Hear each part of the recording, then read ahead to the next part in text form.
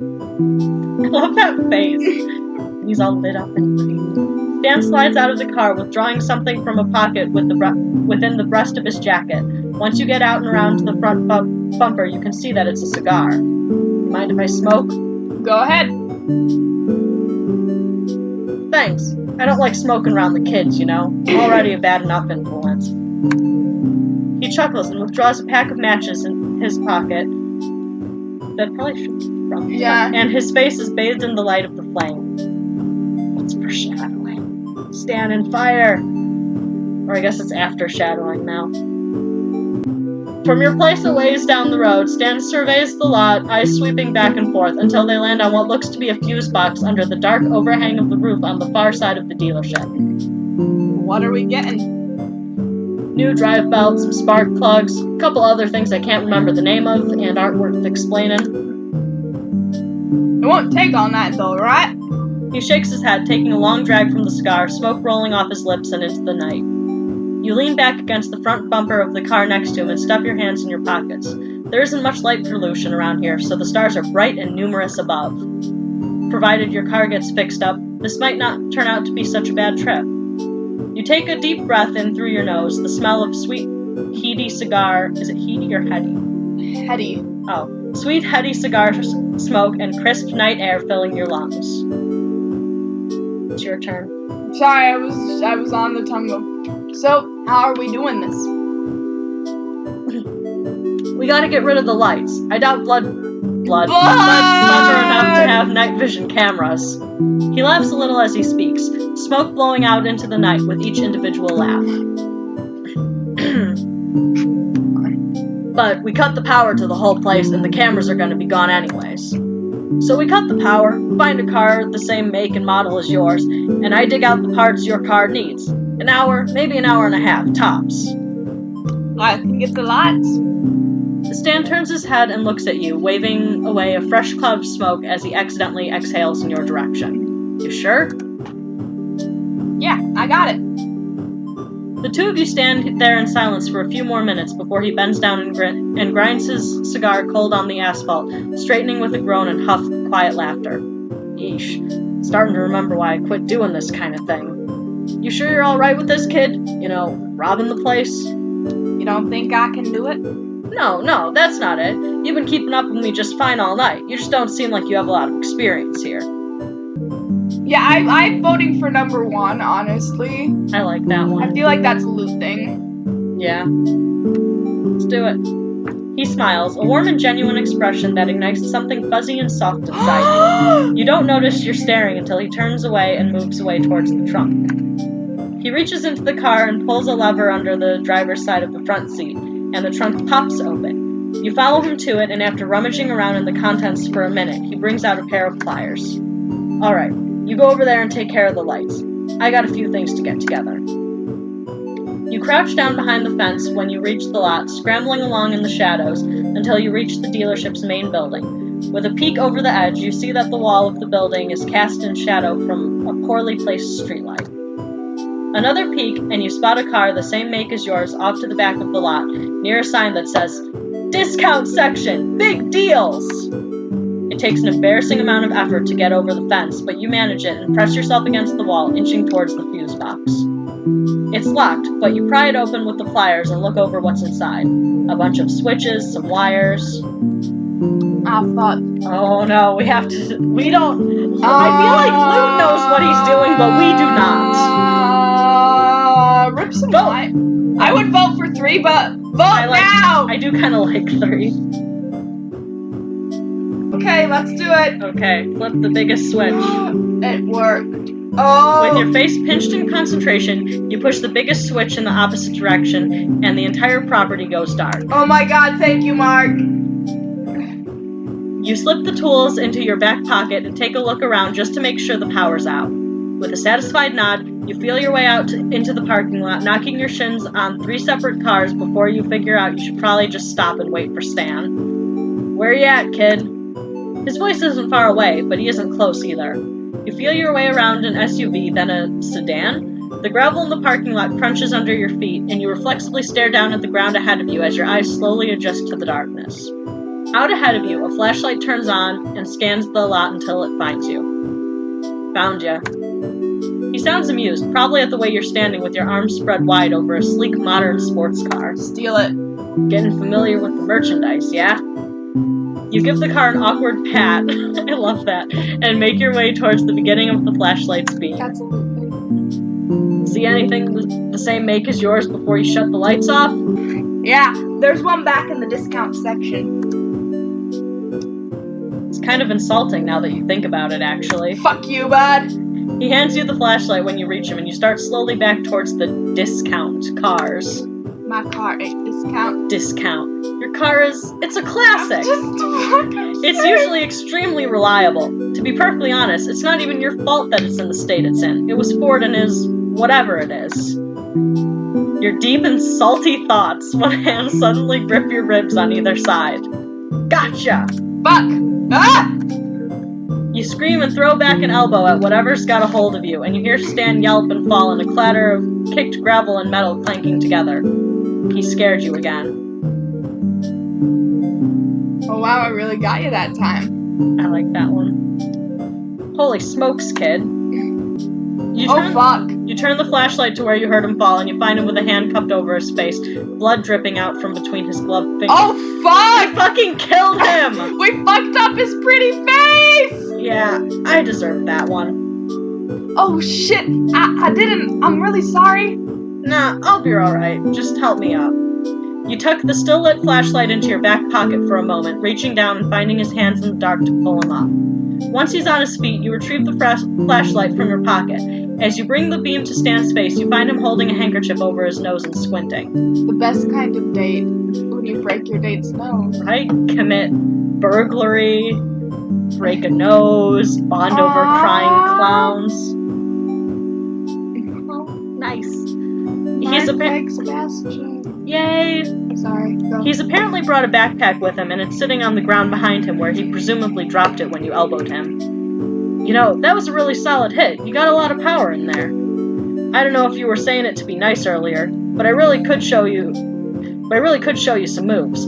Teach you how to direct that strength. Oh, you can direct that. You can teach me how to direct my strength. Are we going with 2? That's the Yes. one of these options that's more similar Yeah. to the nonsense that you're saying. Actually, it's not nonsense, it's a You cute can flirty. teach me how to direct my strength. He removes the hanky from his nose for a moment, gently prodding at the bridge of his nose with a finger and frowns. Well, it's not broken, that's for sure. Damn it! You wanted to break Stan's nose? You have to take the position of authority. That's good. He laughs quietly, taking a clean corner of the handkerchief and dabbing at his nose with it, grimacing and sniffing hard when it comes back still clean. Good to go. Love that, man. Are you sure you're alright? Yeah, of course. I've gotten worse beatings than that, believe me. Oh, poor Stan. Oh. We know, but still. His face is flushed from the sudden injury, but he does look otherwise okay, so you sigh and plant your hands on your hips. Oh shit, wait, Mark asked us if food is a top. We were having a very important conversation about loot being a verse, so I mean... Alright, then let's finish this. He reaches out towards you, then catches a glimpse of the blood and reconsiders, wiping his gloves as clean as he can with the hanky. When you reach the car you spotted earlier, he pops the hood and drops his pack on the ground next to the bumper, unzipping it to reveal a jumble of various wrenches and tools. Sassy. Alright, hold the flashlight steady on the engine and keep an eye out. Oh fuck. I mean... Do we keep a lookout like he told him to? Or do we potentially, jeopardize the mission I don't know. when we get to check him out?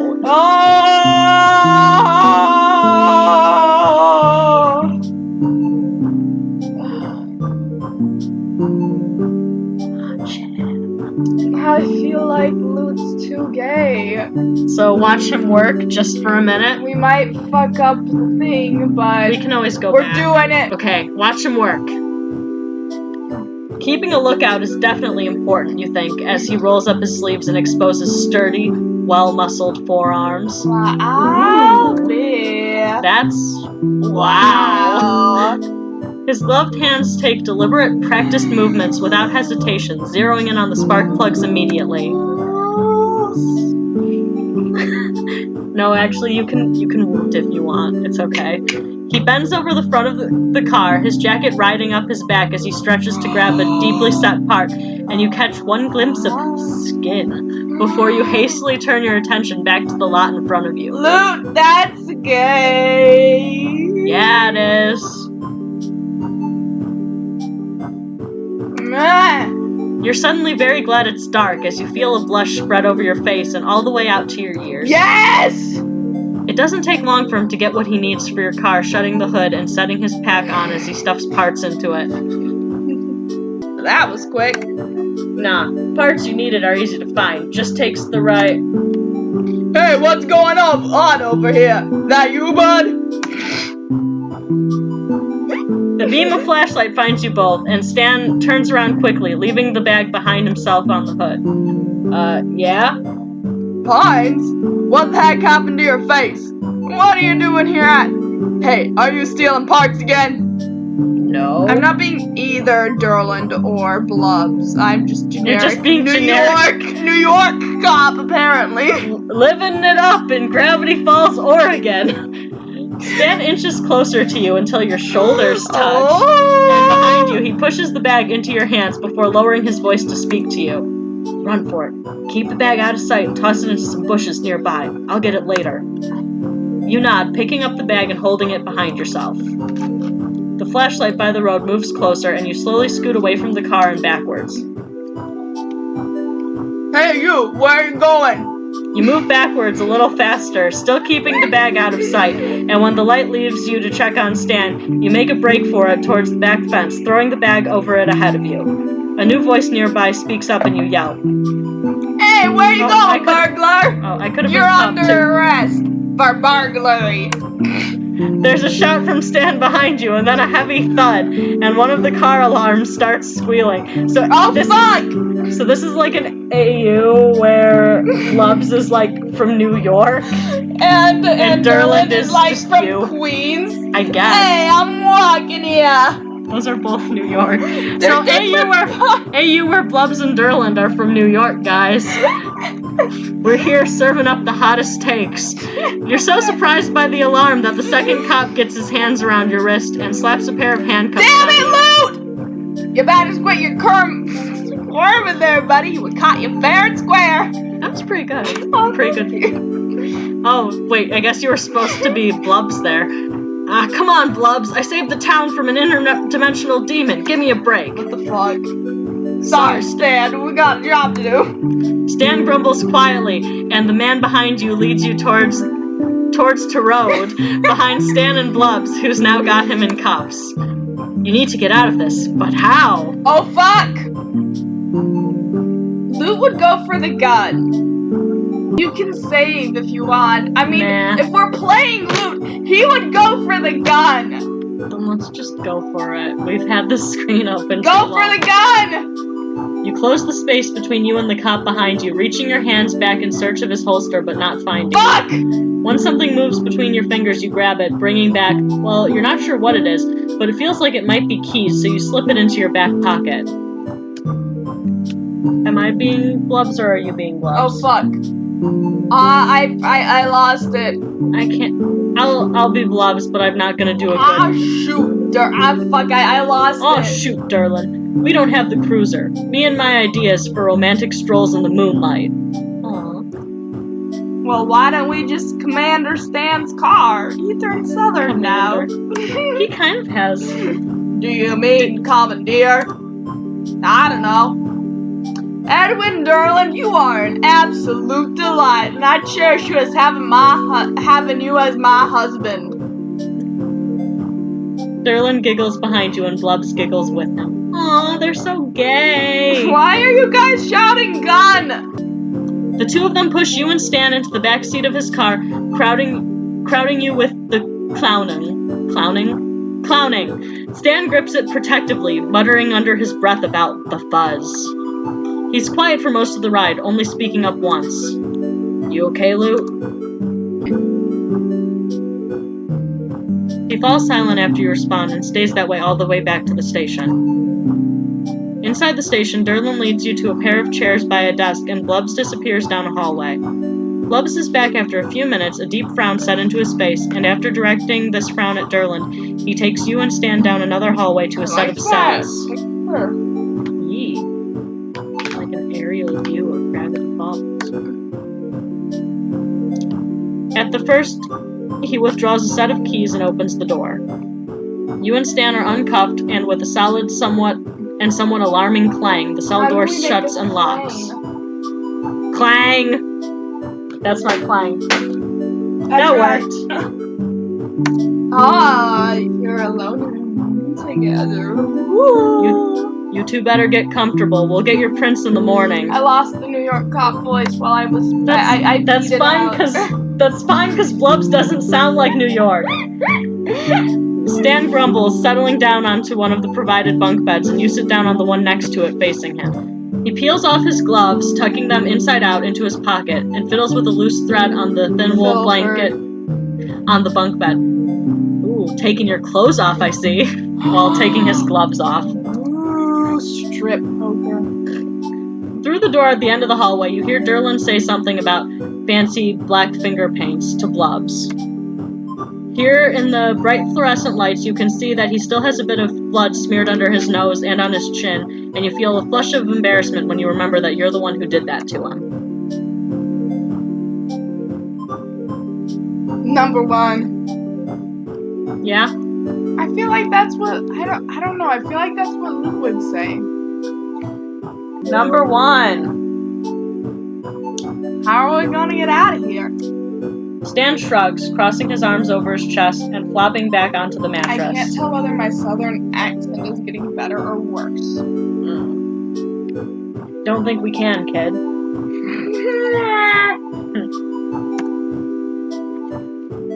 I don't think that Merle and Sally are the type to scream. They would be disappointed. Yeah, they which do is that. worse. We aren't mad. Alright. I'll see if I can convince them that you got hypnotized or something into coming along with me. Keep you out of trouble. Aw, listen, if you're going down for this, then so am I. He laughs quietly, propping himself up on his elbows. You don't want to get in trouble with the law, kid. Trust me. This isn't my first time spending the night in jail, not by a long shot. Sounds rough. Yeah, well, so it goes. This won't be so bad compared to the 5 years in a Colombian prison. There's a story behind that, but he doesn't look like he wants to tell it at the moment. Anyway, the only way we're getting out of here is with the keys. Then we could just slip out a window or something. You think for a moment, stuffing your hands in your pockets, and suddenly remember the thing you grabbed off the second cop, Durland. Oh, wait! You jump to your feet and dig in your back pocket, withdrawing the small metal thing you stole to find that it's a ring of official-looking keys. Fuck yeah! Grabbing the gun was the right decision! I knew it! You didn't fail us, Loot! You hold the keys out in front of yourself and jingle them triumphantly. Look what I got up, Durlin! Stan stares at your hand in disbelief, then at you, then at the keys, and back at you again. Look at your man, now back at me. Then look at your man, back at me. I'm on a horse. Oh fuck, Margo, was it not? Before laughing incredulously. Are they not the right keys? Oh no.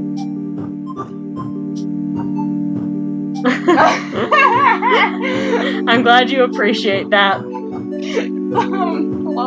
They might have both had the same result, based on the fact that you don't get a gun either way. Yeah. Alright, go. Okay. Are you sure you don't have experience with this kind of thing? It was the right decision for Luke to try to take the gun. That's what Luke would do. Stan takes the keys from you, looking them over in his palm. He smiles up at you, then looks down at the keys and covers his mouth with his hand, dragging it down over his chin. Can't believe I've been shown up by a tourist. Well, get used to it, buddy, because I've got skills. He looks proud, smiling up at you like you just handed him $1 million. Damn, and that's from... Oh, shit. Well, what are we waiting for? Let's get the heck out of here. He stands as you reach through the bars and try the keys until one works. The door swings open with a quiet creak. and you creep out down the hallway to the door. You open it a crack, looking out into the lobby, and see Blubs asleep at the front desk, Derland not in sight. Probably like getting the something. Nice. Slowly you pull the door open and move into the lobby. Stan taps your shoulder and whispers low. We gotta get the keys. You see him anywhere? You glance around and spot them next to where Blubs is asleep, drool pooling on the table. Shoot. Crossing your fingers for luck, you sneak over to the desk and reach down to grab them when suddenly Blubs stirs and mumbles. Do you want to read it or me? You, I'm eating. Dang Bigfoot, stealing my shoes, stretching all my shoes. I love that. Stan snorts behind you and you manage to suppress a laugh as you pluck the keys away. Wait, hold on! Stan disappears into another room and you're stunned, wondering what the hell he could be doing right now that's more important than escaping. I bet he's getting the painting. Before you have the chance to call him something you might regret later, he reappears in the doorway with a troublesome clown painting under his arm. How dare you handsome fool! Seriously? Duh. Alright, let's roll. Slipping out with only a click of the station door closing behind you, you and Stan climb into the car and escape into the night. After stopping by Bud's dealership to pick up the hidden backpack, you and your partner in crime head back to the shack in comfortable silence. You'd feel tired if it weren't for the adrenaline. I'm tagging out. I'm tired of reading all the narration. You carry the backpack inside while Stan brings in the clowning and the briefcase, setting both on the kitchen table. I call that a successful night. Even though we got arrested, soda! And fun, too. You grin over at him and realize in the bright kitchen light that he's still got blood on his face. Are we gonna play nurse? I hope so. How do you keep forgetting? You're the one who elbowed him after all. You've got... well, come here. You pull one of the chairs out from under the table, gesturing for him to sit down. Oh, that's Sovo night. I know. You almost made me click the thing. Sorry, I was really excited by the change in art. Clean him! Cleanse! Oh my god, thank you, Nor, and thank you, Mark. He looks a little wary but obeys, the chair's ancient metal frame creaking under his weight. You grab a couple paper towels, turning on the faucet in the sink and wetting them. Clean him up! Yeah. Mentally steadying yourself, you hold the side of his face and neck in your hand. With a gentle pressure, you guide his head to tilt back until he's lit up fully by the overhead light. You can feel him blush under your hand, his skin heating up, and he seems too surprised to protest or even speak as you wipe the now dried blood from his face. He's quiet while you work, watching you with warm, brown eyes rimmed by dark lashes. I could have taken care of this myself, you know. He says this, but he hasn't pulled away or made any move to leave. I did the damage. The least I could do is clean after myself. Cute. Anyway, you've done plenty as it is. The paper towels you have become too soiled to work with, so you toss them into the trash and go back to get a few more. Your hand returns to his cheek and you could be imagining things, but it almost feels like he leans into it. Oh my gosh, this is so cute. I really did have a good time with you tonight. I had no idea crime could be so fun. He smirks, avoiding your gaze. I had a good time too. You pause for a moment, realizing something. These cops aren't gonna come after us, are they? Stan shrugs. Probably not.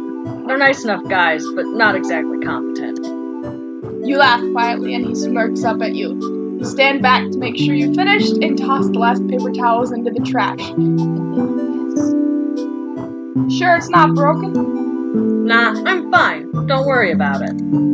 Your hand lingers on his cheek. Oh, fuck! Oh! Do we say goodnight or do we give him a hug?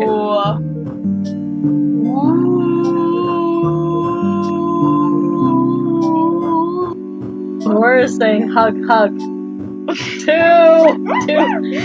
My vote's two. Everyone Let's says do it. two. We're doing it. Go We're for giving him a hug. it! You take a fortifying deep breath and lean down, wrapping your arms around him. Okay. Oh, fuck. Thanks. For the car parts. You pull away and he's got a funny look on his face. And for the good time. Well, good night. He stares at you for a moment with that look on his face, then composes himself and gives you a goofy smile. Sleep tight, Luke. You brush your teeth and change into your pajamas, and it's not until you get into bed that you realize you're still smiling. Aww. The rush from it all hasn't completely faded, but after a while, your eyes grow heavy and you drift off to sleep. Nobody back home is ever going to believe this. God, imagine. It's like you were made for each other. Can you give me dating tips? You're good at this. Fuck Joy. yeah!